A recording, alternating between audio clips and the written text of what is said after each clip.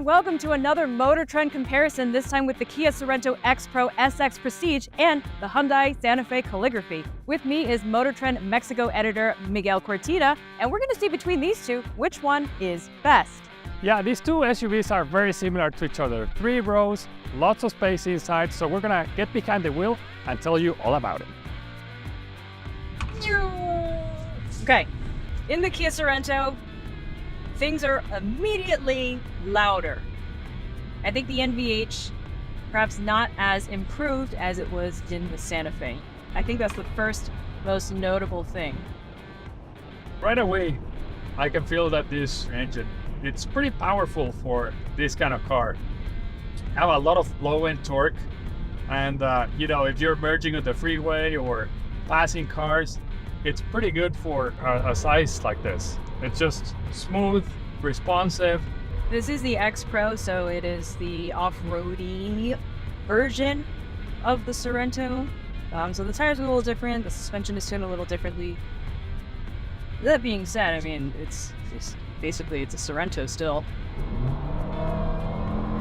Oh gosh, that engine, that is working also.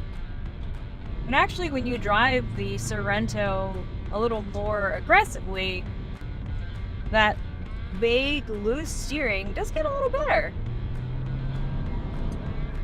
And despite this being the car with the off-road tires and off-road look and rugged look, it's very smooth on the road. There's also paddle shifters, which, why? It's a Sorento. Why are there paddle shifters? But they're here if you need them. But overall, the Sorento is a very good choice. I mean, you have excellent power, great driving dynamics. Yes, the ride is a little bit jittery. It's the vibrations can be smoothed out a little bit more, and the steering can be a little bit more precise. I think the gearbox also should need a little bit more refinement.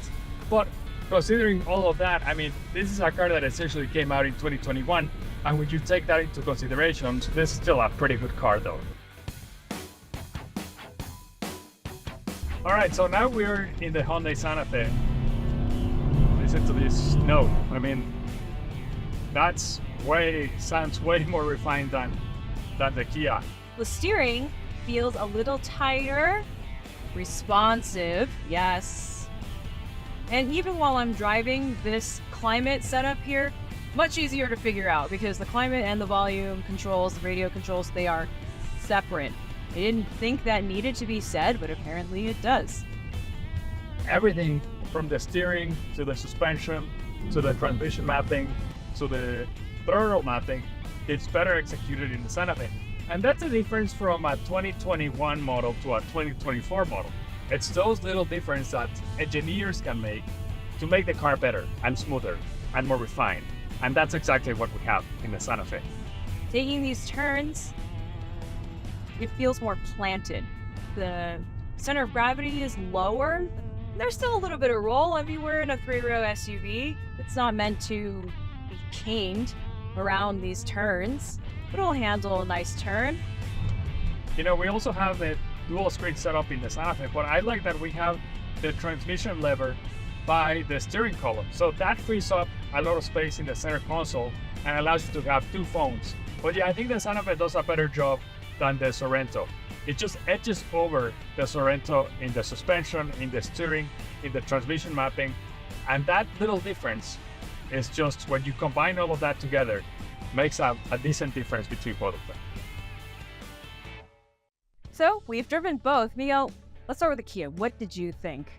I think the Kia is a very impressive product, right? You look at it, it looks really nice. It's rugged, it's modern at the same time. You have these very cool DRL lights that, whether you're looking at it at night or during the day, it's very distinguishable, right?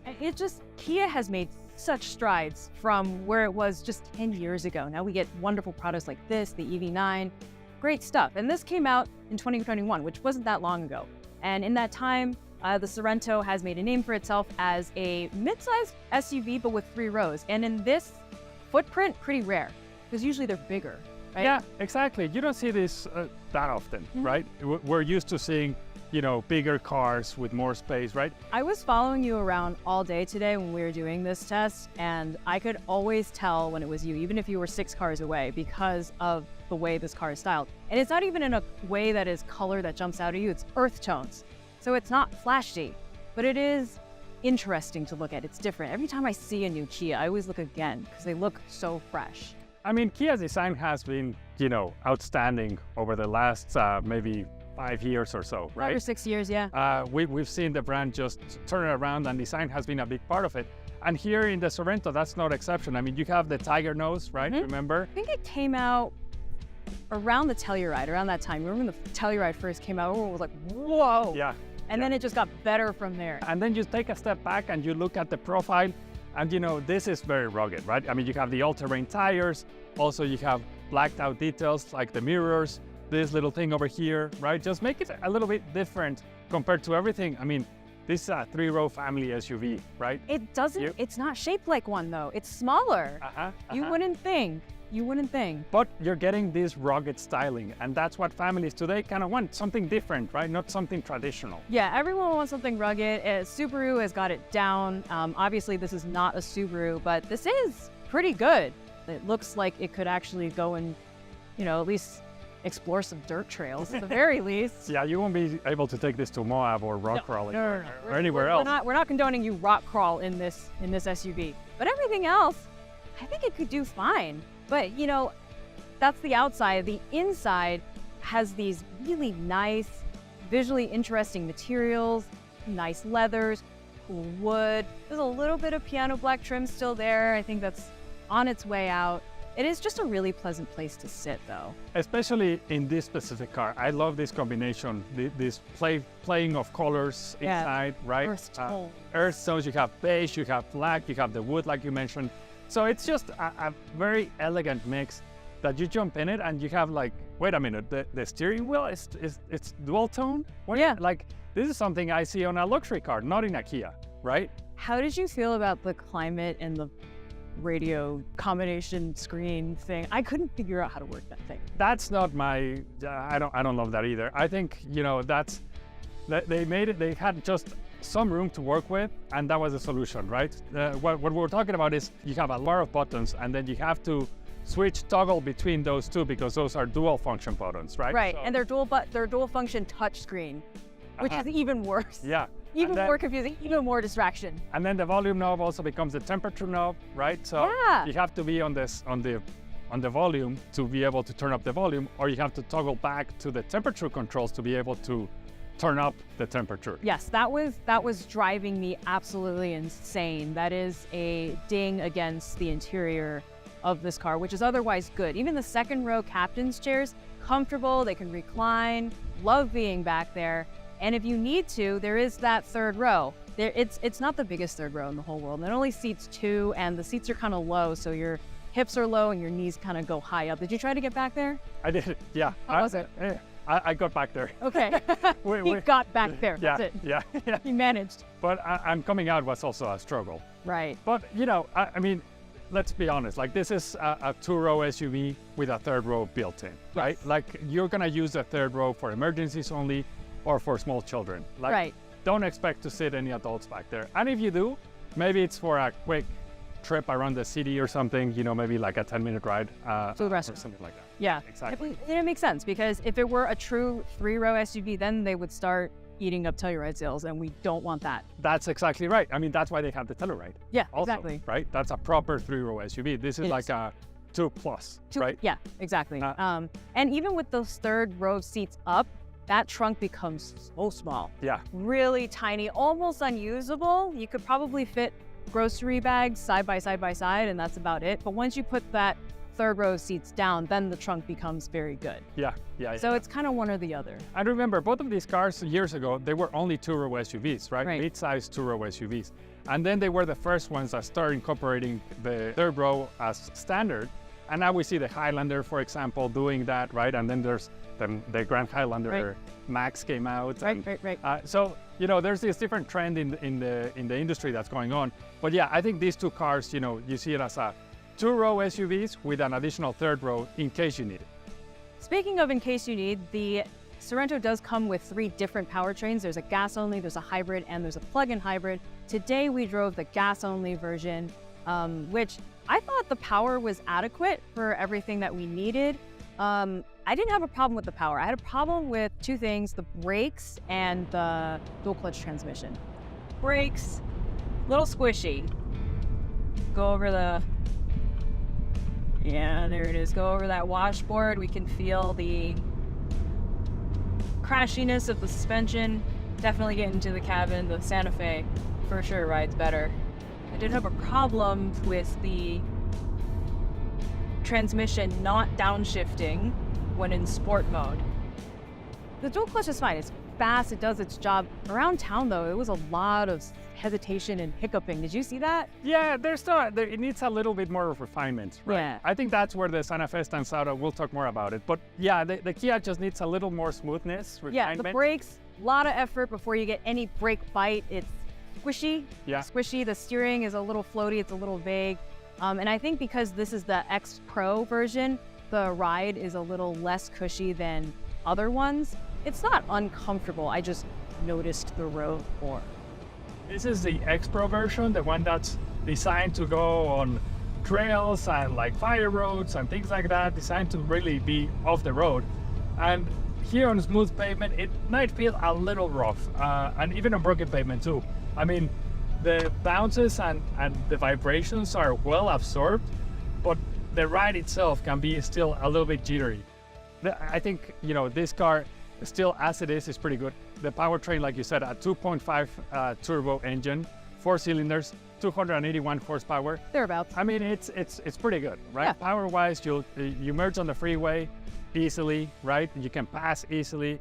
I think it doesn't hesitate to do any of those functions. And look, I'll take this any day over that V6 that's in the Telluride. That V6 needs to go. It is old, it's outdated. This one at least feels fresh, efficient. It's a little loud.